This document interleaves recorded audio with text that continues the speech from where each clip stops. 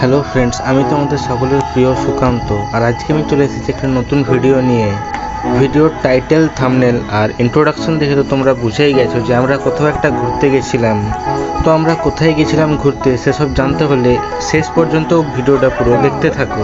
দুপুরবেলা খাওয়া দাওয়া শেষ করে আমি, মা, ছোটো মামা, মামিমা আর বোন মিলে চলে গেছিলাম মেদিনীপুর স্টেশনে পৌঁছে 5টা টিকিট কেটে অ্যান্ড ফাইনালি ট্রেনে চেপে আমরা চলে যাচ্ছিলাম চাকুলিয়া, আমার মাসি বাড়িতে।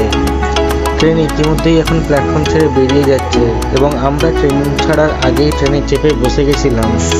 তারপরে দুপাশে কংসাবতী নদী উপভোগ করতে করতে আমরা এগিয়ে যাচ্ছিলাম এখন খড়গপুরের দিকে। আর এদিকে আমার মামা একটা আস্ত বড় ব্যাগকে জড়িয়ে ধরে বসে আছে এবং জানলা দিয়ে সিনারি উপভোগ করতে করতে যাচ্ছে। ট্রেনে জার্নি করতে আমার সবসময় ভালো লাগে, তাই আমি খুব এনজয় করছিলাম ট্রেনের মধ্যে। তারপরে খড়গপুর ঢোকার পথে দেখতে পেলাম যে দূরে একটা বাংলাদেশের ট্রেন দাঁড়িয়ে রয়েছে, যেটা উরুস মেলার জন্য মেদিনীপুরে তার আগের দিনই এসেছিল। প্রতি বছরই এই সময় বাংলাদেশ থেকে একটা ট্রেন আসে এবং সেই ট্রেনে চেপে বাংলাদেশের সমস্ত মানুষেরা আসে এখানে মেলাটি উপভোগ করার জন্য।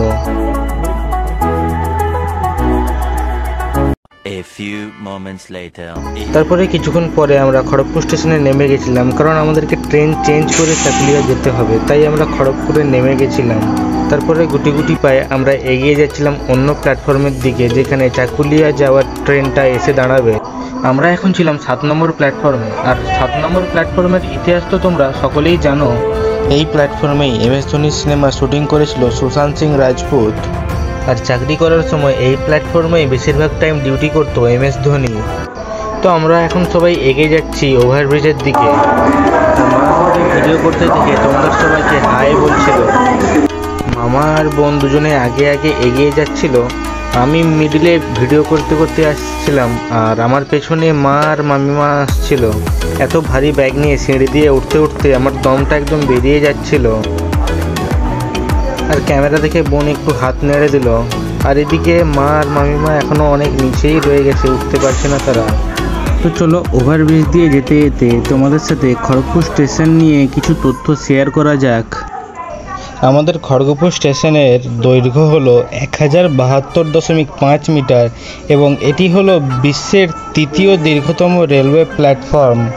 আর এটি হলো ভারতের 50টি সর্বোচ্চ রেলওয়ে রিজার্ভেশনের মধ্যে অন্যতম। আর তার সাথে সাথেই 2013 সাল পর্যন্ত আমাদের খড়গপুর রেলওয়ে স্টেশনটা ছিল বিশ্বের দীর্ঘতম প্ল্যাটফর্ম। তোমাদের সাথে অনেকক্ষণ গল্প করতে করতে আমরা ফাইনালি ওভারব্রিজ থেকে নেমে গেছিলাম। এবার আমরা এগিয়ে যাচ্ছি 4 নম্বর প্ল্যাটফর্মের দিকে।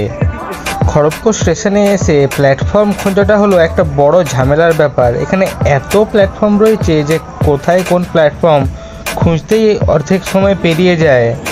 অনেকটা হাঁটার পরে আমরা তারপরে চলে গেছিলাম 4 নম্বর প্ল্যাটফর্মে। তারপরে 4 নম্বর প্ল্যাটফর্মে প্রায় 1 ঘন্টা অপেক্ষা করার পর আমাদের ট্রেন এসেছিল আর আমরা ট্রেনে চেপেও গেছিলাম। আর এখন দেখতেই পাচ্ছ যে আমাদের ট্রেন স্টেশন ছেড়ে বেরিয়ে যাচ্ছে। খড়গপুর থেকে ট্রেনে চাপার পরে আমার এক্সাইটমেন্টটা অনেকটাই বেড়ে গেছিলো, কারণ অনেক দিন পরে আমি মাসি বাড়ি যাচ্ছি। কখন যে 1 ঘন্টা পেরিয়ে গেল বুঝতেই পারলাম না। আর আমরা পৌঁছে গেছিলাম ঝাড়গ্রাম। এখান থেকে চাকুলিয়া খুব একটা দূরে নয়। আর ফাইনালি আরও 1 ঘন্টা জার্নি করার পর আমরা পৌঁছে গেছিলাম আমাদের ডেস্টিনেশন চাকুলিয়াতে। 10 বছর আগে এখানে এসেছিলাম, তারপরে এই প্রথম আজকে আসলাম। দেখে একদম চিনতেই পারছিলাম না জায়গাটা। এখান থেকে আমার মাসি বাড়ি একদম কাছেই, একবারে ঢিলছোঁড়া দূরত্ব।